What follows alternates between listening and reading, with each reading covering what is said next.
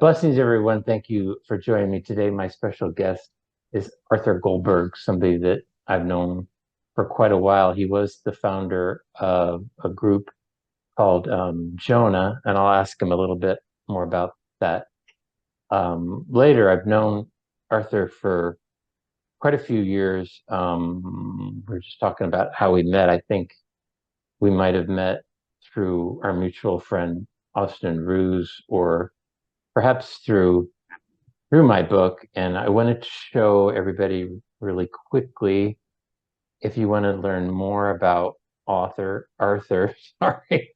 Um, I'm going to push my share screen here. Let's see. And we got an article from the Epoch Times or Epic Times. Cancel culture targets civil rights and biblical values activism. What's the date on that? That was that's just last year, April Yep, yep. 5th, 2022, and the writer was Stephen Kovac. Okay. Did you participate with this article? He interviewed me for the article, Okay. and he did a lot of background, not only on Jonah and my work with Jonah, but also my work as a civil rights activist, Wow. and really a lot of my history. It's a Okay. pretty lengthy article, It is, uh, yeah. and talks obviously about all the problems I had with the SPLC. Yeah, there Uh, we go. Yeah, and well, that's a Russian couple that I helped resettle in this country years ago. Wow. Were they Jewish, Russian They were Jews? Russian Jews. Yeah, they were Russian Jews. Okay.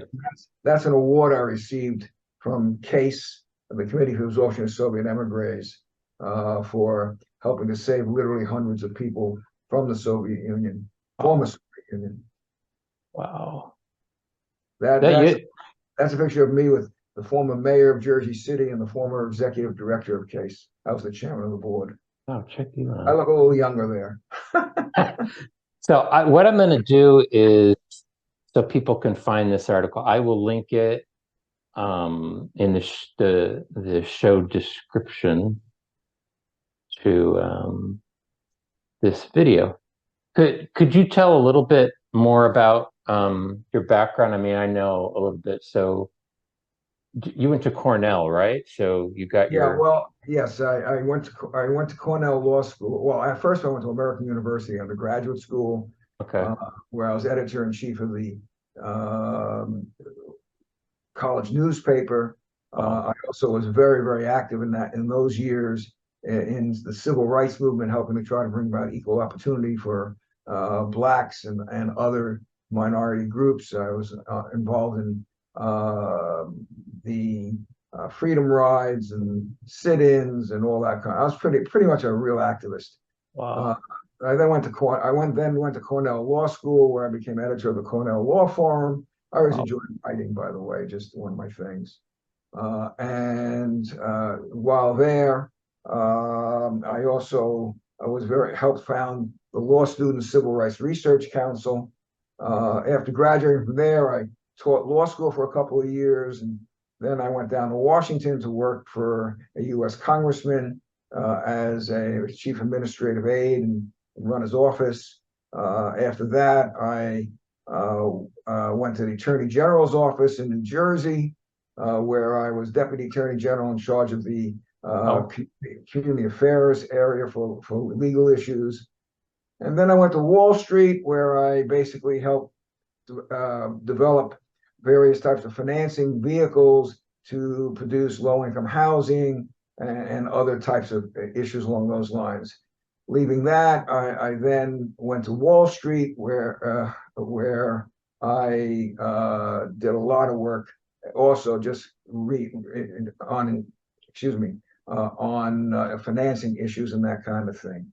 I then, meantime, voluntarily, I was involved in a lot of issues dealing with people's concerns of the fact of freedom of speech, freedom of religion, freedom of those kind of things. You might notice my T-shirt here. It says says politically correct, but then the word politically is crossed out. The word biblically correct is added. I've been a strong fighter, frankly, for biblical values for most of my life. So about 20 years ago, maybe a little longer, maybe 22, 23 years, I formed an organization called Jonah, which was an organization that was designed to help those who struggle with unwanted, I emphasize the word unwanted, homosexual ideation. Yeah. And we basically provided a series of resources for people, be it counseling resources, spiritual resources, books. I wrote a book called Light in the Closet, Torah, Homosexuality and the Power to Change, which a number of commentators like Jeff Satinover referred to as the best book ever written on the subject. Oh. Joe Nicolosi, also, who I know you know, gave it a 5-star review, et cetera, et cetera. I mean, I had, the who's who of the reparative therapy world basically say it was one of the most complete and written books. In fact, let me show you a copy of it. This is the copy of the book right here. Pretty thick book, yeah. Right there. It was published around 2008, something around there. Yeah, I bought it back then, yeah. You're right. And so you're familiar with the book, kind of what it says. Yeah. During this time, we got kind of well known and became, because not only of the book but also because of the work we were doing, we got very, very well known among the radical left, and we became a target. In one of the gay magazines, I was called one of the 10 most notorious anti-gay people. And I'm really not anti-gay in any shape, manner, or form. I'm there to help people who want help.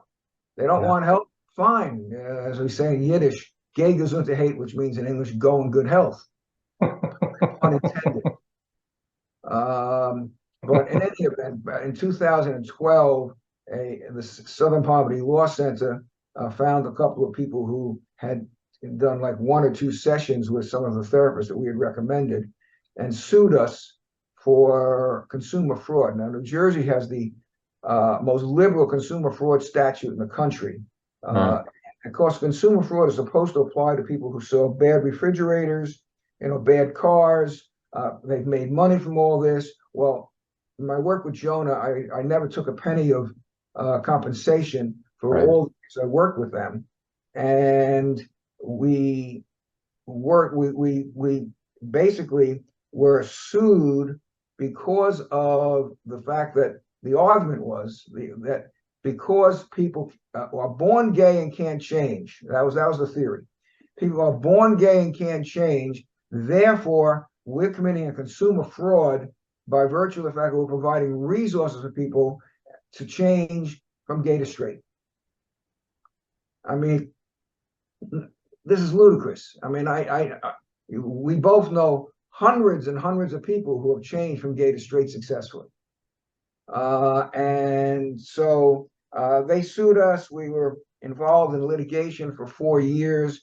We eventually lost the case and were fined by the judge. The judge, by the way, was a typical liberal progressive judge. So what can I tell you?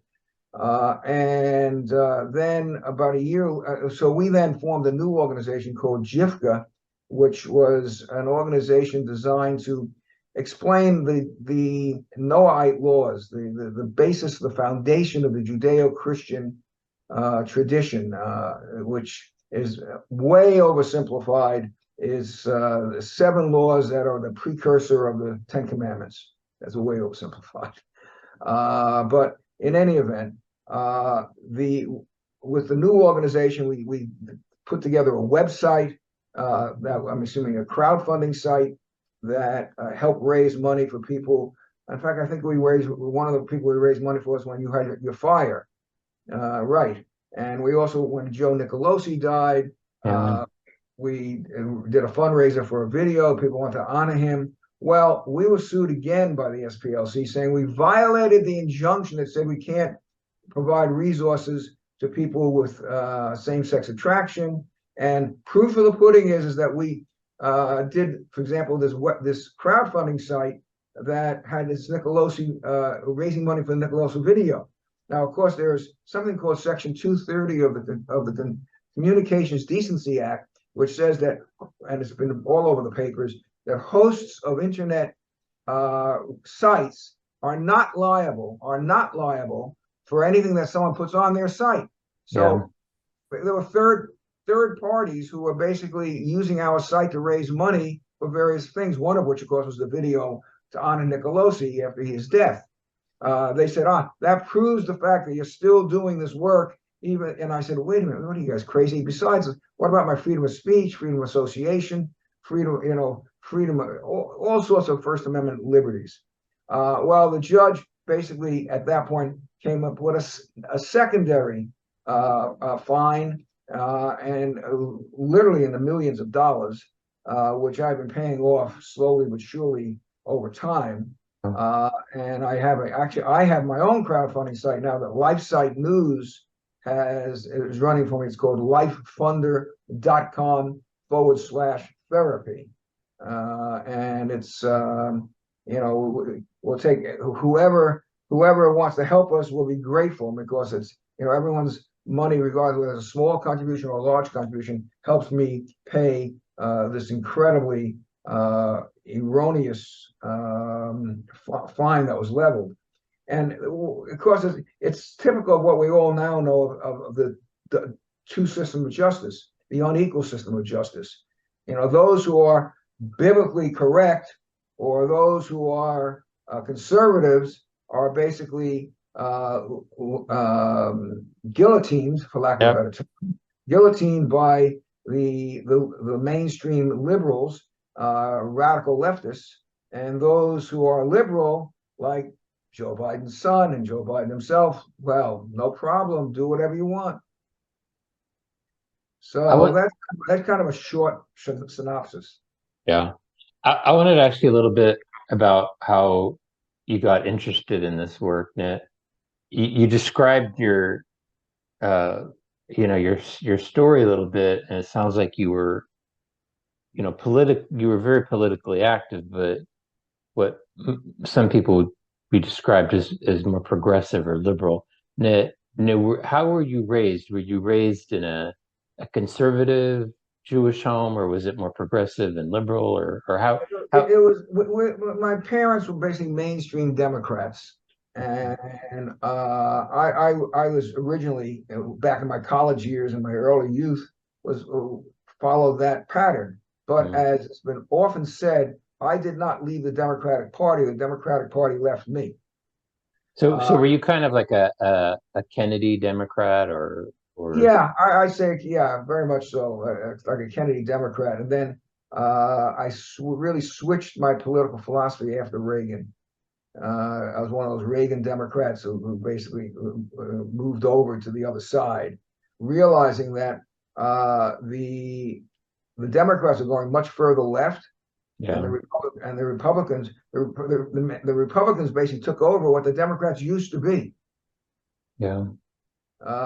Fighting for the working man, fighting for the average person, trying to make sure we truly have the Bill of Rights in force, equal access, equal opportunity. When I was down south, I was fighting for equal opportunity in the freedom rides and the sit-ins for blacks. I wasn't looking for affirmative action. I was looking for equal opportunity, allow people with merit to raise up. And I've written a lot of articles. I still do a lot of writing, and I've written articles in The Stream and LifeSite News and Church Militant and on and on. And one of the things I strongly advocate is meritocracy. In fact, there's a very interesting article I wrote just a couple of months ago about, there was a study in Idaho which showed that the highest earning group in Idaho are Black Americans. This is a shock. Why? Because they believe in faith, family, free enterprise. And many of the blacks who settled in Idaho did so after the land grant, after the Civil War, and became farmers. and their families still own the farms. Mm. So here's the shocking thing: was everyone now thinks, oh, well, Black Americans, they're at the bottom of the pile. Well, maybe in a lot of other states, but not where you have a culture of faith, freedom, and family. Awesome. Now, did you notice how the Democratic Party was going much more leftist, like on social issues, like homosexuality, abortion, all those things? Oh, absolutely, absolutely. Yeah, and that's what turned me off, frankly. I mean, as far as the abortion goes, I believe that it's murder to basically kill a child in the womb. Particularly, I mean, I can perhaps go with the argument of in the first month or 6 weeks, it's not really a child yet. I know there's the theory of it's at conception, but the child is really formed somewhere around 6 weeks, 5 weeks, something like that. That's when it becomes key. The one of the things I'm strongly in favor of are the various heartbeat bills that have been passed in a number of states, which says that if you can identify the beating heart, then you can no longer abort the child. Well, if a beating heart is the sign of death, when you no longer have a beating heart, then clearly the beating heart is also the sign of life. Yeah. And as I say, the beating heart normally is 5 weeks, 6 weeks, 7 weeks. You can identify a beating heart in the womb. That's the time, as far as I'm concerned, when you got a person, you got a live child inside your person. Now, and I'm curious where, because a lot of people that are listening, are probably Christian, Catholic, or Orthodox. Now, your social views or your moral values, where does that place you in Judaism? So you would be considered an Orthodox Jew? Absolutely. Yeah, no. My views are clearly within the Orthodox framework of Judaism. It is not the Reform or or so-called conservative, which Yeah. is misnamed, and most people think it's conservative meaning right. It's actually conservative meaning left. Mm, Actually, what's happening in Judaism now, just as a point of information, is that the conservative movement, which is kind of the middle branch, is losing more and more people, and mm. people are either going left to the Reform or right to Orthodoxy. Yeah. That this or Eastern Orthodox Christians don't really have this dynamic going on, but the Catholics certainly do. I think there's a real shift where you're saying, yeah, people are going very left, or people are going very, I hate left, right, but like they're going like the James Martin route, which is very pro gay, and then or going towards the Latin Mass, which is more conservative, more traditional There was values. a very interesting article I read by I think it was Father. What was his last name?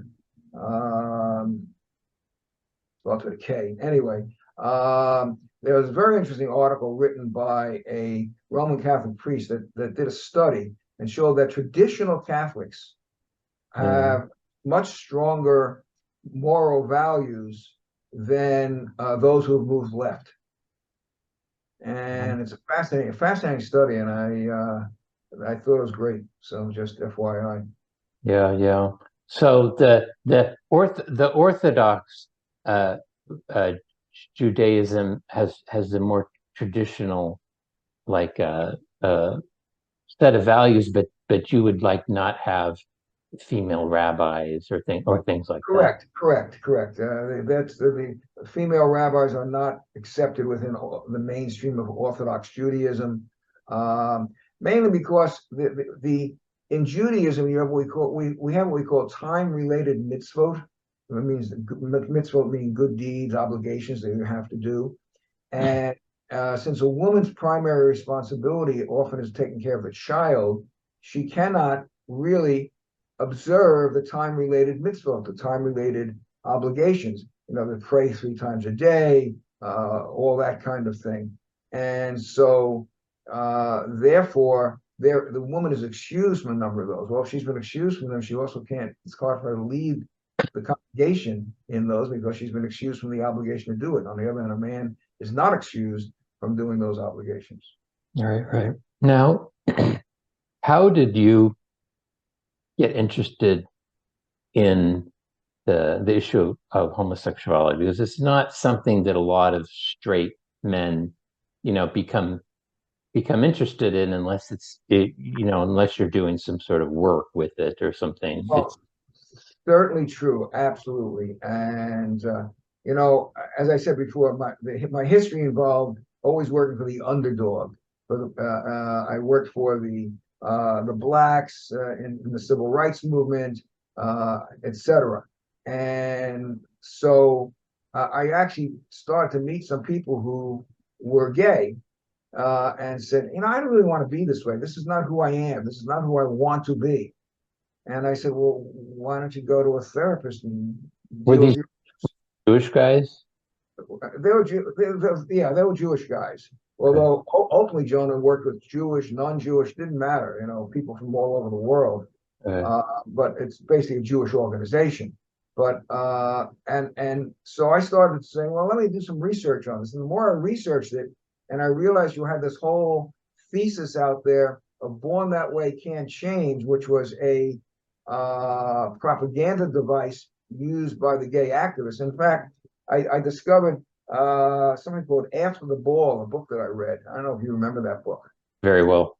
Okay, well, After the Ball talks about here is our plan to take over straight America. It And, worked. and they laid out Worked. in Yeah. great specifics, you know, how we're going to do it. They had like a 7-point plan, you know, bracket, you know, things, you know, show a gay being beat up, and then the next picture show some religious group, you know, praying, and so people will make the unreasonable connection that the two are connected. Hmm. Exactly, et cetera, et cetera. I mean, you've read the book, so you're familiar with it. I mean, after I finished reading that book, I said, oh my God, this is all a propaganda game.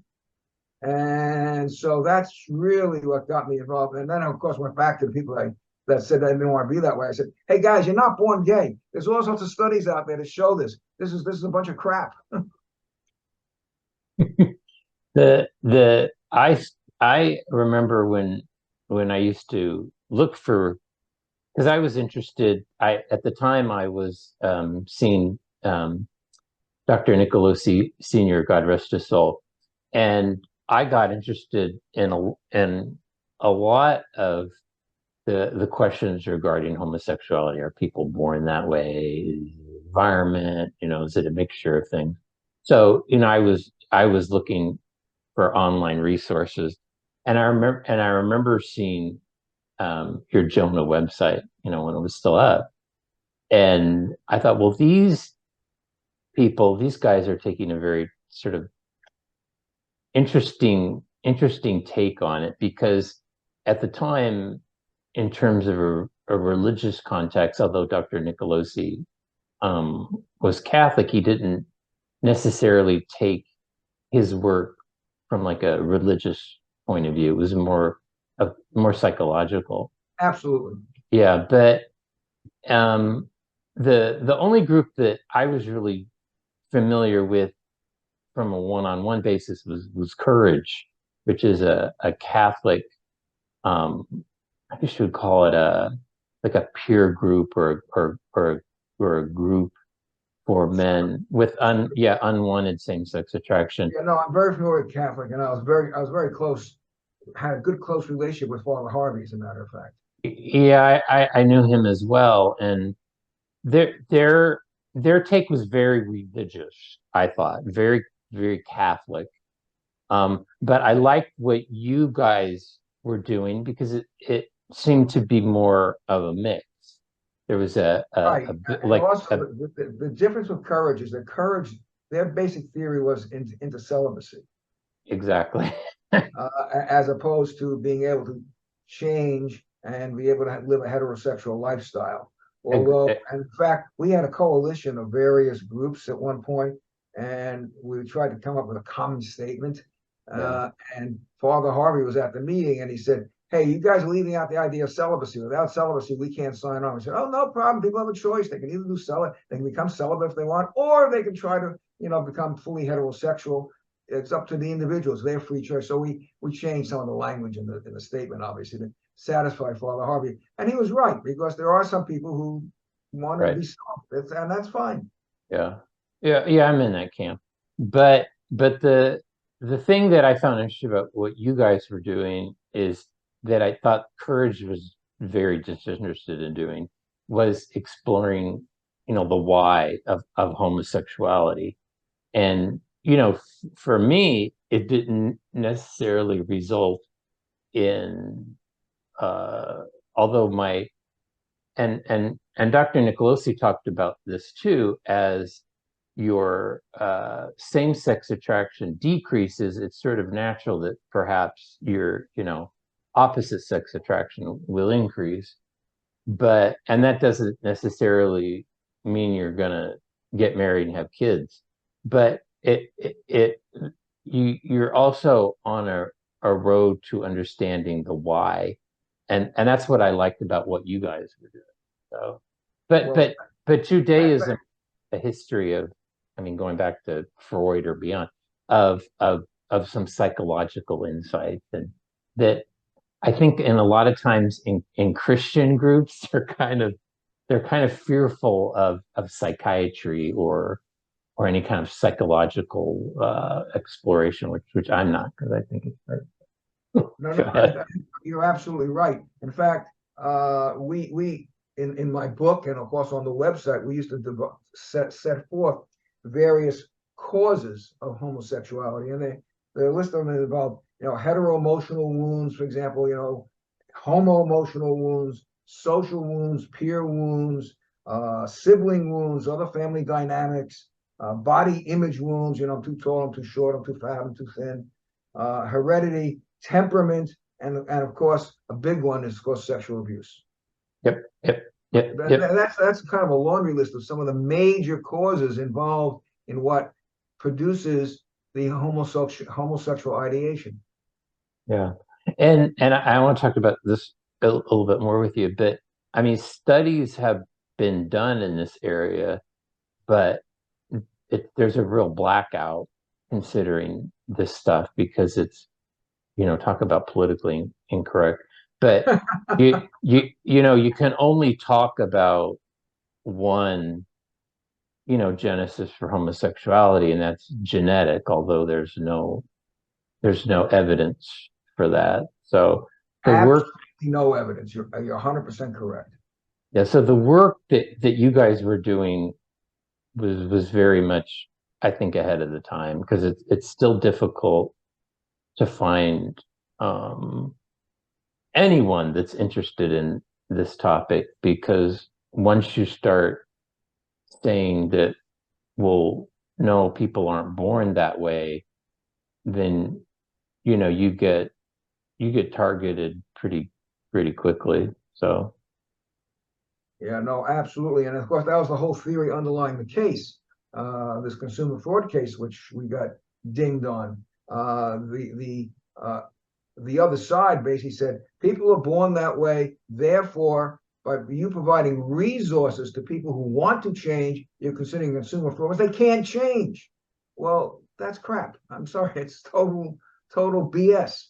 There are literally innumerable people, hundreds and hundreds of people that I personally know that are now married, have kids, or happily celibate. I mean, whatever.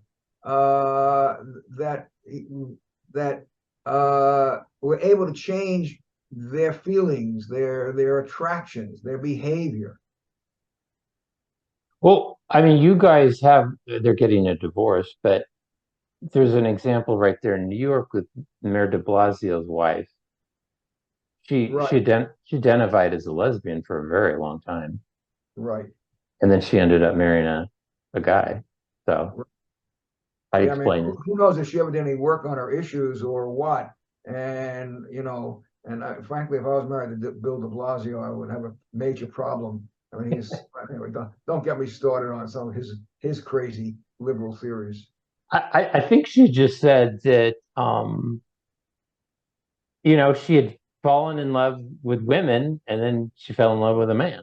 So I Exactly. I think that it's kind of odd because, well, the LGBT stuff is not consistent, because on the gender sort of spectrum, they, claim that things are very fluid. The men, that this line between men and women, there's a lot of gradations in between, and but it seems like on the sexual orientation part, they're much more strict.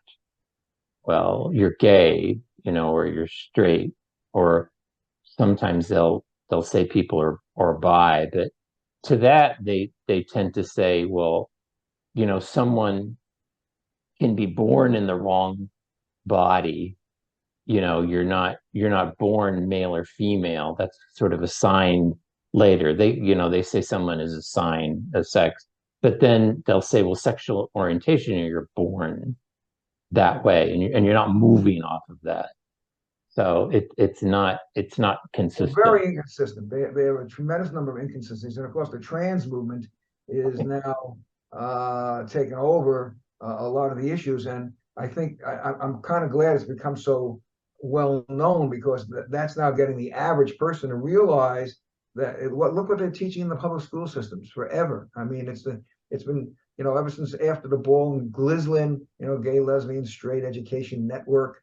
They have all sorts of programs to bring into the school systems, which we're now recognizing and facing. And now you have all these groups like Moms for Liberty and No Left Turn in Education, et cetera, et cetera. It's like, in fact, SPLC put a dozen of these organizations on their so-called hate list, because they're simply parents who are trying to defend their children and trying to make sure that children have a right to clean, good, effective education that is not biased in terms of propaganda. I mean, because what the left has been doing is indoctrinating children, not educating children. Yeah, they have something called the Right Wing Watch, I think, and I'm, yours truly is on it. I'm on it, so which is kind of weird, because I was gay. I did porn. I was an activist, but now I'm a right-wing, anti-gay, homophobic. So. Of course, obviously, anyone who diverts from the path is automatically a homophobe, for Okay. sure. One thing before I get to some of these other stuff we've been talking about, one thing I want to talk about your case, your legal case, is that, and it got me thinking about some of the stuff that's going on now. Is that it seemed like it was kind of like almost a free speech case, because for people, and correct me if I'm wrong, so it seemed like Jonah was more like a referral service. You guys didn't offer counseling or therapy or anything like that. You weren't like a psychiatric office or a mental health office, but you like referred people. So it was kind of like, it was almost like a free speech case. Absolutely correct, and you're right on target. Plus the fact that a number of our therapists, it was interesting that a number of our therapists were themselves what they call ex-gays, people who used to identify as gay, no longer identify as gay, and now are either celibate or married or whatever. And I would say that probably about half the referral therapists we had were people who came out of that lifestyle. So yeah, we were definitely a referral organization, and it definitely involved free speech. And we raised the free speech arguments, and the judge in the court, who was a real liberal progressive type, basically said, "Oh, that doesn't belong in this courtroom." But that's exactly what it was. I mean, me reading it, it was like, that's exactly what it was. It No, would be it would be different. I suppose it would be different if the people that brought these lawsuits, if they had sued directly the therapists, but they weren't. They were suing you. that's a very insightful point. I hadn't thought of it quite the way you phrased it, but you're absolutely right. I just think they would have had more of a case, I think, if they would have sued their therapists, because they were the actual practitioners. You weren't the people doing you weren't doing the therapy. You were just recommending the therapist. So Correct. to me, that makes it Yeah, to me that makes it a free speech case. right. And generally, it wasn't that we recommended one therapist. We usually said, take a choice. Here's two or three guys, Like, interview them and see who you like and who you feel comfortable with. Because obviously, when you're doing therapy, it's very critical to have a relationship with the therapist. And if you don't have a relationship, it's not going to work. yeah, the more I read about that case, the more it kind of got me upset because I was like, wow, this is just shutting people. It's just shutting people up. Because I mean, I talk a lot about the causes of homosexuality. So I mean, anybody doing that, they could technically silence you if you just talk about it. And that's what you were doing. You were just talking about it. So All right, and in fact, when in the final judgments, the judge basically said that he barred me from recommending anybody to somebody who came to us looking for help. He also barred me from serving on certain not-for-profit organizations. That's a freedom of association. I can no longer be a director or officer of certain not-for-profits, etc. I mean, it's a my case. You are 100% right. My case is a classic First Amendment case, but the judge didn't want to hear it, and we went up to the appellate courts, and the appellate division, totally missed all the issues. And the Supreme Court of the state of New Jersey, we had a petition for certiorari that sat there for well over 6 months, and finally they said, no, we're not going to hear it. yep. This is important too because nowadays people want to punish people legally for spreading what they think of as misinformation. But Lawfare, it's called lawfare. Lawfare, lawfare. so but who decides what's misinformation? I think with the COVID thing, it gets pretty muddy. What is it? What is it? So because I could see during COVID, no matter how you feel about it, that people have the right to say what they want unless you're harming somebody else intentionally. But and in your case, made me think of this too. Is that certain doctors were recommending alternative alternative therapies for COVID, and I was like, you can read that and look at it and not be interested or be interested, but I don't think they should be silenced. And I think it's the same, and they did silence them. And I think it's kind of the same thing with the gay issue and what you were doing. Well, because I think you were for therapeutic choice, and I always say for therapeutic choice or for therapeutic alternatives. And in a free and open society, you can have these different opinions, but you don't silence them. And that's what they did with the COVID doctors, and that's what they did with you. They just silenced you because they don't like it.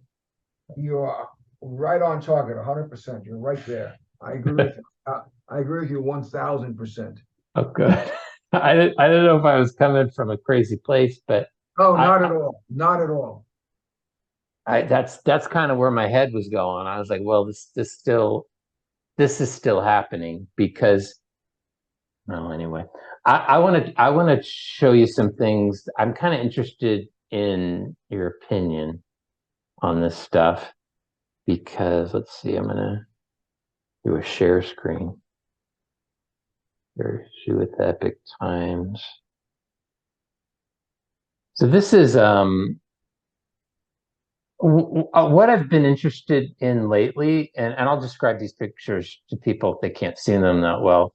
But what I've been interested in lately is sort of the history of the LGBT movement and how it's kind of being rewritten lately by sort of a new generation of, let's say, gay people. Mm-hmm. This is I got it in the corner, 1993 March on Washington. And if people can't see, I'm sorry, I got this from a video, but NAMBLA was also marching in that 1993 famous March on Washington. Right. So that was the North American Man Boy Love Association. So Yeah, no, in fact, one of the things, reducing the age of consent was a major feature of the gay movement, particularly in the 70s, 80s, and 90s. But Listen, again, people. if you look at the After the Ball book, they say, hey guys, let's cool it in terms of the pedophilia issue. Let's not talk about that much. That may turn people off. We know we're all in favor of you guys that want to reduce the age of consent. No problem. But let's not talk about it. Let's not talk about it publicly. And so they basically squashed the pedophilia movement within the public aspects, but not in the private aspects. So you're right about NAMBLA being involved there, as well as any number of other organizations. There's all sorts of quotes that I have in my book showing, this group, that group. They kept wanting to reduce the age of consent. Yep. Listen, Arthur. Now, I was wondering if you're familiar with this group, this Gays Against Groomers. I've heard of it. Okay. Well, they're saying that all these kids that are being pushed into transgenderism are actually just gay. So they say non-conforming youth overwhelmingly grow up to be gay and lesbian adults. Stop transing the gay away. Because there's kind of this civil war in the LGBT movement right now with some of the gays and the trans people fighting over, who gets to control the young people. I mean, and it's quite sick. But a lot of conservatives, I mean, I guess me and you would consider each other conservatives, but a lot of conservatives have jumped on board this stuff. Saying, hey, it's okay to be gay, but the trans stuff is a bridge too far. Right. You're right. And what they've done is, I mean, the gay culture now is just like any other kind of culture. I mean, if you read what was on the fringe movements of the stuff that was written in the 70s and the 80s by the gay activists, today it's all commonplace accepted. And no movement, in my judgment, has had such a phenomenon of, how do I phrase this? Recognizing gay now as a legitimate lifestyle deserving of affirmation. There's the word. Yep. As affirmation as well as tolerance. Originally, all they asked for was tolerance. They said, leave us alone. Now it's, hey, you got to affirm us as gay and all that kind of thing, and recognize who we are, so that there's a whole shift now, so that the new generation of gays are no longer into saying, just simply tolerate me. You got to affirm who I am and what I am. And look at what they're doing again in the school systems with all the propaganda, and the gay rights days and all this kind of thing. It's unbelievable. I mean, I've never seen a social movement achieve so much in so little time. Nope. I think in the mid to late 90s, I've gone over this on other podcasts, but approval for same-sex marriage was around 20-30%. And now we're in 70-80%. Right. So within 20 years, yeah, it was a good psyop. Exactly. Yes.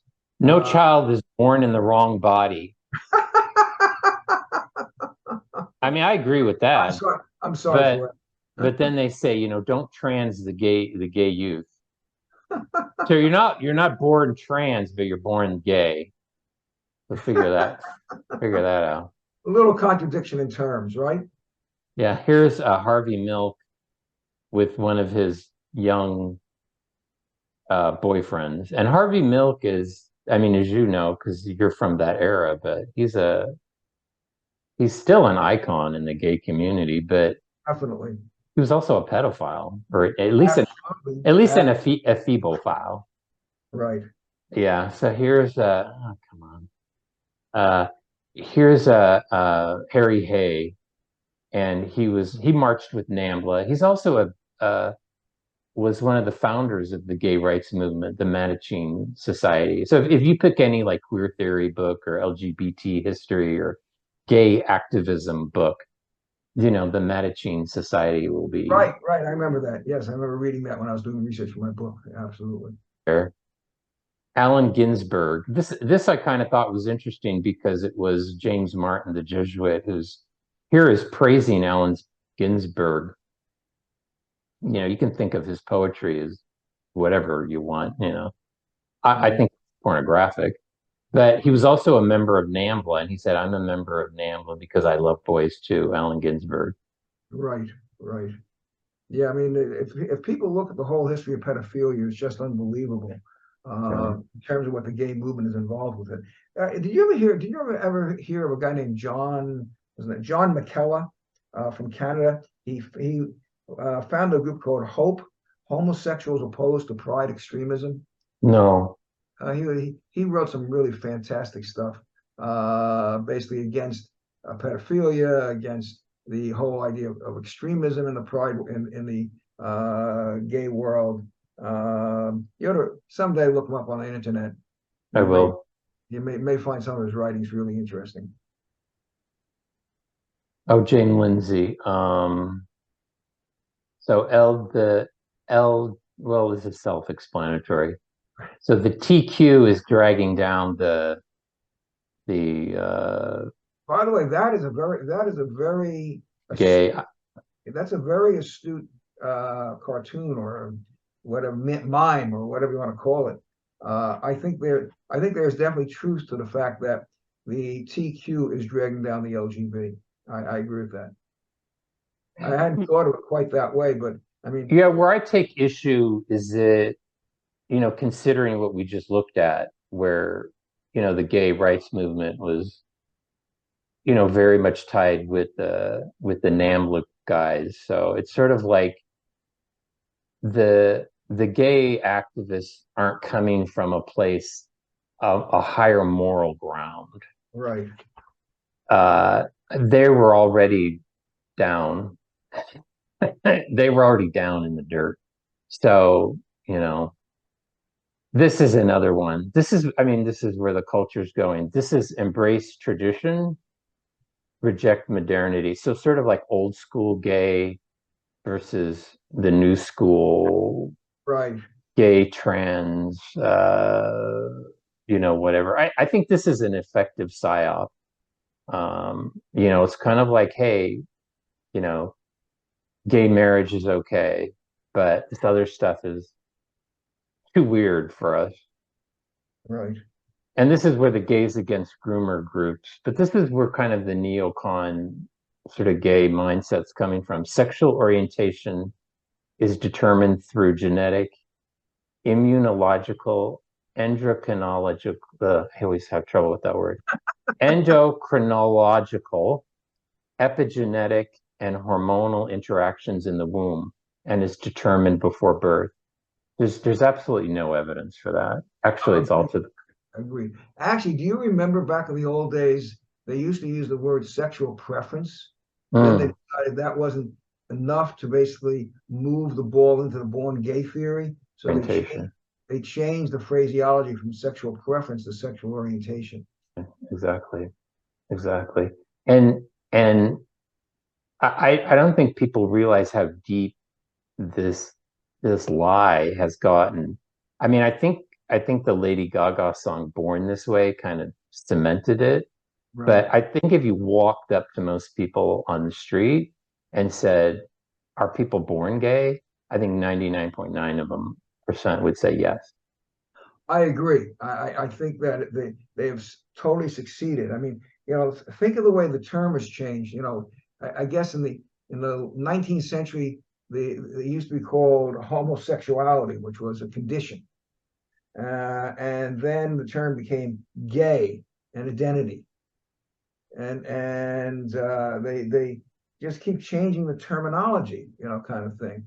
And there's reasons for this change because they're trying to make sure that people just think, oh, this is who you are. I'm born this way. I mean, I was watching a TV program last night. I forget which one it was now, but they talk about, oh, I'm born. It was about some gay character.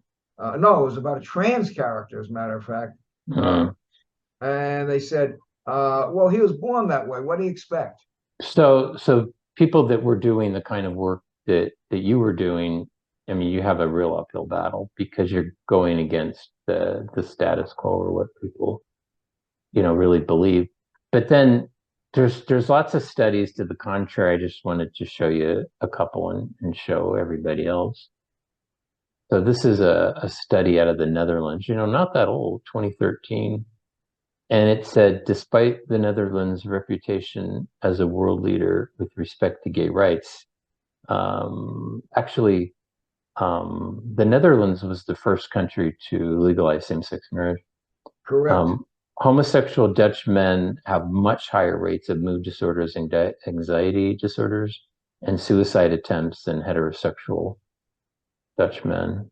Because a lot of times, this is a fact that a lot of people in this field, in the mental health field, won't deny that LGBT people, specifically gay people as well, have much higher rates of mental disorders, and they'll say, well, it's minority stress.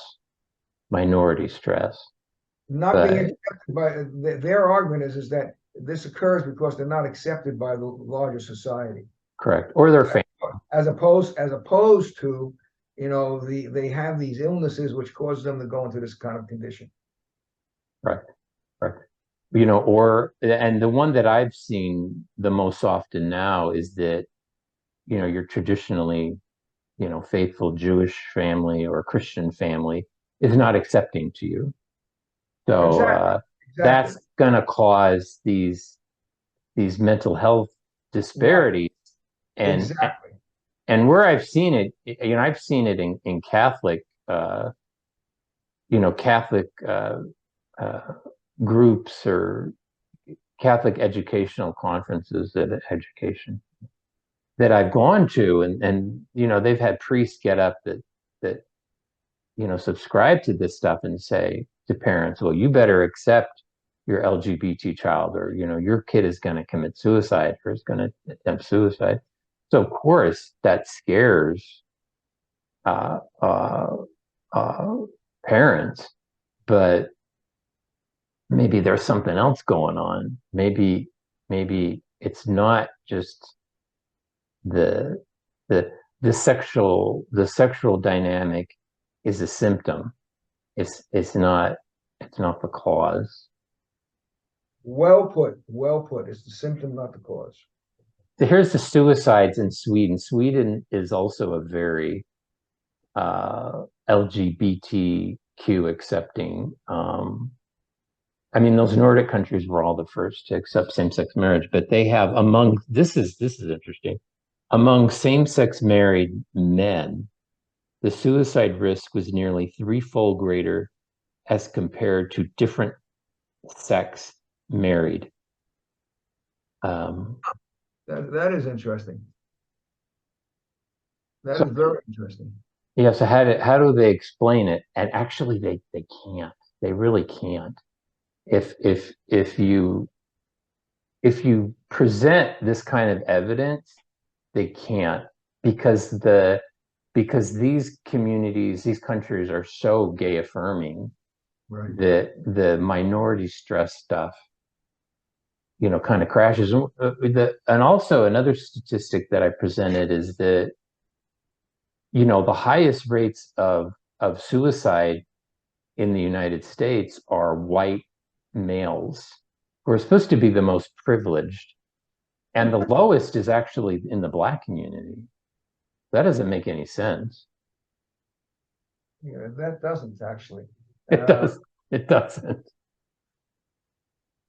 Yeah, I mean, if you look at the if you believe that the minority stress theory is what's causing it, it doesn't make sense, because white males should be the lowest because supposedly they're the most privileged. Most privileged, of course. But it's cultural, and it's something much deeper. And this is what I wanted to show you too. So this is some studies that I've done. So I entitled this same-sex attraction and childhood sexual abuse, the evidence. There's so much, Arthur. 40% of males with same-sex attraction reported sexual activity with another male during the ages of 10 to 12. 58% of male adolescents who later became same-sex attraction suffered sexual abuse as children. I mean, it just goes on and on. Goes on and on. Absolutely. Absolutely. Yeah, no, abuse is a major, major, major cause of, because people say, oh, after they've been abused, they say, well, they get it, the psychologists say, the gay affirmative psychologists say, oh, you are attracted to them. That's why. I mean, it's such a bunch of garbage. So it just bothers the hell out of me, for putting it bluntly. I don't know. Yeah, male sexual minority individuals were almost 5 times more likely to experience childhood sexual abuse. So that is a possible alternative to the born gay stuff. And Arthur, if you look at lesbians, it's the opposite, where in men who later identify as gay, there was same-sex molestation, but it tends to be in lesbian, there was opposite sex molestation in Well, childhood. lesbians also mainly have the sexual abuse from males, so therefore they hate males. Whereas the young boys, Yep. what's more typically, it's males who are sexually abusing the young boys, and the young boys start identifying with the abuser, as opposed to lesbians who go the other way. You know, it's a very interesting dynamic. Yeah. No, what do you think is the danger of discussing these alternative scenarios to the origins of homosexuality? Well, why is this dangerous to talk about this? Well, because you'll be criticized and referred to as a homophobe and sent out of mainstream society. Do you know anything about that? No, I don't know a thing about it. Are you kidding me? Oh man, it's interesting, because when you do go against the powerful, and the LGBT lobby is powerful, they will, they'll destroy you. At least they'll try to. Absolutely, absolutely. I living proof of that. Yeah, I'm sorry. I mean, legally, your reputation, everything. Everything, and you know, the biggest thing, of course, is as I said, through my crowdfunding site, I'm desperately trying to get contributions from people, and I've raised a lot of money. I mean, not all the money is shown on the website. I mean, on the crowdfunding site, the lifefunded.com/therapy, because a lot of people just send me checks directly, kind of thing. Yeah, and I think I've kept you too long, but I think Arthur's case is kind of like a canary in the coal mine example, is because now in the United States, as far as, because I looked at this last night, there's no state, because this is often a state level issue. There's no state that outright bans, let's use Dr. Nicolosi's words, reintegrative therapy, this sort of therapy where someone with unwanted homosexuality wants to, let's say, just explore the origins of their same-sex attraction for everyone. Now, I think, as far as I know, is it 32 states ban it for minors? I don't know I do not know the exact numbers, but there's certainly a substantial group of states that ban it for minors, and there are also, I believe, a few states that ban it for adults as well. Okay. I'm not sure, but you could be right. And I know that there's a congressman from, of course, California, from the Bay Area, I won't mention his name, from the Bay Area, who has proposed just that. So, of the significance of that is that they're going to control what someone can talk about with their mental health practitioner. That's pretty scary. Oh, absolutely scary. Again, you're talking about freedom of speech. I mean, it's unbelievable. And people might think, well, a psychiatrist or a psychologist or counselor, they're not going to care. They they'll just do what they want behind the doors of their office. That's not true, because like what happened to you, in the back of their head, if they're smart, I can't I can't go around this law because I don't know who this person is. They might report me, and I'm going to lose my license. I'm going to lose my livelihood. I'm going to lose everything. Somebody that's gone through years Correct. of medical school. So there, the law will silence people. It will, even though you think it's not enforceable, because who's watching what goes on between a doctor and their patient or their client? Well, it's the fear that the law will instill fear in people. You are correct. And also, I mean, I've heard of cases where people bring in tape recorders and leave it in their pocket and all that kind of thing. And there was a famous case in the UK where that occurred. Yeah. So I think where Arthur was silenced in his case, I think they're going to be going after other people very, very, very soon. So what do you think? I mean, where do you think this is? I mean, I paint a pretty dismal picture, but where do you think this is going? So Good question. I'm not sure. I mean, I think that until the average person wakes up and realizes the propaganda and indoctrination mills that have been taking place over the last 40, 50 years, they'll continue to win. I do think that perhaps, as the mime that you showed on the screen says, perhaps the TQ may be dragging down the LGB. And because people seem to be waking up and being very concerned about sexual abuse. It's a different kind of sexual abuse by operating on children, etc. I think that seems to be waking people up. So there is hope, and of course, as the perpetual optimist, I keep hoping and praying that people will wake up and understand what's going on, and in turn help society straighten up society. Really, I mean, I mean, I can't believe the ills we have in today's society from a social point of view, as opposed to when I was a kid. It's amazing. yeah, what I fear is that the some of the pushback against the trans stuff is coming back is sort of coming from sort of gay conservative or log cabin Republicans, and that it's it's not pushback against the LGBT sort of spectrum. It's just a pushback against the T. So it's Right, maybe right. it's not holistic enough. I would like to see, because the T would not be here if it wasn't for the LGB. Correct, correct.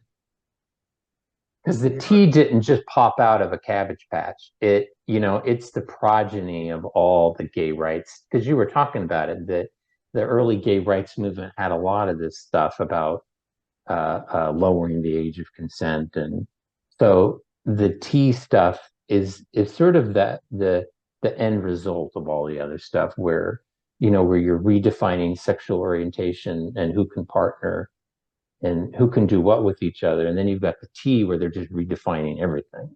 Everything. it's kind of like, if you remember from the Kirk and Madsen book, they talked about the nose of the camel going underneath the tent. Yeah. And once the nose is underneath the tent, the rest of the camel will come in. Yeah. Yeah. Yeah.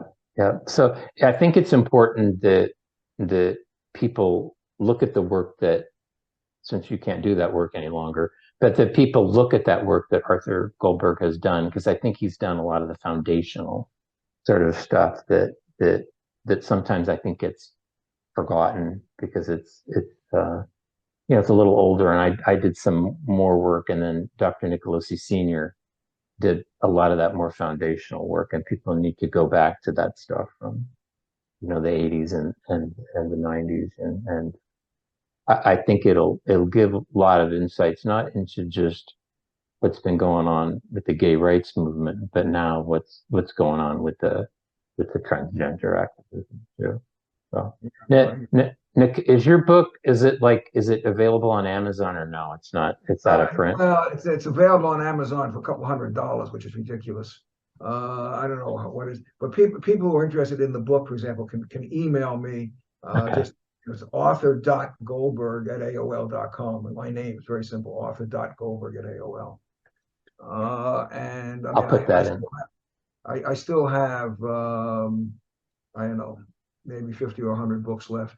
Oh, Thank God we actually sold about 3,000 of them, which, given the subject matter, I think was pretty good. you have no interest in doing another edition, which is. My publisher keeps bugging me about wanting to do it. The problem is I don't have the, I can't think of the word. I don't have the energy to do it again because there's so much stuff in here that it would have to be updated. I have to go. It's a 600-page book. Let's not forget. A lot of work. Yeah, and it took me like 5 years to write it in the first place. Yep. So, but yeah, I mean, my publisher keeps bugging me. He says that he gets demand for it, and I said, well, I'll do whatever books we've got left we can sell, and we'll see. Okay. So legally, you can still talk about this stuff and write about it. You just can't advocate for it. Is that how it works? Correct. Okay. Correct. Okay. Cool. God bless you, Arthur. Thank you for all the work you've done.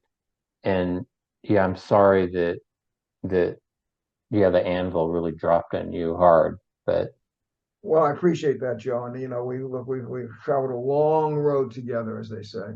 It's I mean, I started this work in like 1999, 2000. So it's been a couple of decades. yeah, I remember going to visit, your legal representation at the time, and talking about your case, and it was like, oh man, this is bad. If they win, Right. if they win, and they did win. I couldn't believe they won, to tell you the honest God truth. And then and the truth is that no one, the courts didn't really want to listen to the rationale. They just went with the politically correct basis, is what it boils down to. I'm surprised your case never went to the Supreme Court, because it seems like a clear-cut free speech case. But well, my lawyers were reluctant to bring it because they were concerned at the time that, given the atmosphere, they were concerned that if I lost, it would be a tremendous negative for the whole movement. And since they'd already lost in the state courts, I said I'd like to appeal to the Supreme Court. They said, well, the chances of being heard are de minimis, but if you, in fact, get it heard and you lose, and of course that was in the days when there was a more liberal court. yeah, that was the one that passed Obergefell. Yeah. Right. So a chance, so I think they may have been right. I'm not sure. Nevertheless, for my own individual justice, I would have certainly preferred, bringing it all the way up to every court. But now I'm just hoping that faith-based people and good people everywhere will consider going to my crowdfunding site, which I'll repeat again, lifefunder.com/therapy. And, whether they contribute $5, $50, $500, or $5,000, all monies are appreciated. Yeah. And beware, people, because this stuff is coming to a state near you, because here in California, just this year, I can't remember the name of the law, but it's illegal for doctors to share COVID misinformation with their patients here in the state of California. But what is the information? What is misinformation? I don't know. And what's the misinformation about homosexuality? We don't know. Because I mean, I love, I'm going to shut up, but I love the phrase trust the science, because when I talk with people about the homosexual issue and the origins of homosexuality, I say trust the science. because I have science on my side, because I can point out all these studies that show that there's something else going on with homosexuality beyond genetics. So trust the science. Yeah, no, it all depends upon which science you want to trust is what it boils down to. Well, they don't have any science. Well, I understand that, but but they have propaganda. I know that's more powerful than science. Anything else, Arthur? No, thank you so much. I appreciate the opportunity to chat with you. I mean, Thank you. Good. uh, God bless. I think we had a nice productive conversation, actually. I think it was awesome. Thank you. Thank you, Arthur. Okay, buddy. Take care. Thanks.